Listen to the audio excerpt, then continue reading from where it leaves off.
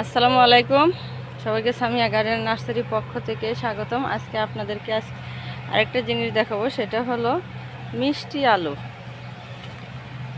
দেখেন, আমি আমাদের যেহেতু নতুন বাড়ি, সেই কারণে বাড়ির চতুর্দিক দিয়ে মাটিটা যেন না চলে যায়, সেই কারণে মিষ্টি আলু গাছ লাগিয়ে দিয়েছি।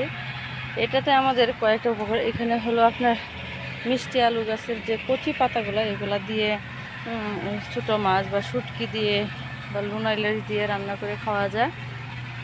আবার নিচে মিষ্টি আলু, যেহেতু একটু মাটিটা নতুন, সেই কারণে মিষ্টি আলু এখান থেকে পাওয়া যায়। তো এখান থেকে আমাদের আশেপাশে যারা আছে তারা এখান থেকে শাকগুলো নিয়ে সুন্দর রান্না করে খায়।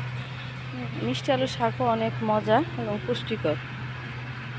তো এইভাবে আপনারা যদি বাড়ির আঙিনা নতুন বাড়ি হয়ে থাকে, সাইড দিয়ে মাটি কেটে যাওয়ার সম্ভাবনা যদি থেকে থাকে, তাহলে আপনারা মিষ্টি আলু গাছটা লাগিয়ে দিতে পারেন।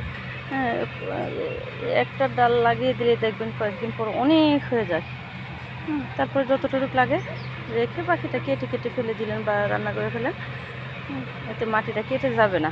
আমাদের এদিকে দেখেন মাটিটা কিন্তু কেটে যায় নাই, এদিকে কিন্তু কোনো নষ্ট হয় নাই, কিন্তু যেদিকে লাগানো হয়নি সেদিকে অবশ্য আমাদের মাটিটা অনেকটাই চলে গেছে বাহিরে।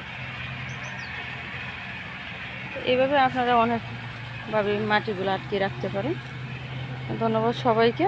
আমাদের ভিডিওগুলো মূলত শিক্ষাভিত্তিক ভিডিও। আপনারা যদি আরও দেখতে চান, তাহলে লাবিব আইটি সলিউশন ইউটিউব চ্যানেলে সাবস্ক্রাইব করে অল বাটনে ক্লিক করে দেবেন। আমাদের সবগুলো ভিডিও আপনারা পেয়ে যাবেন।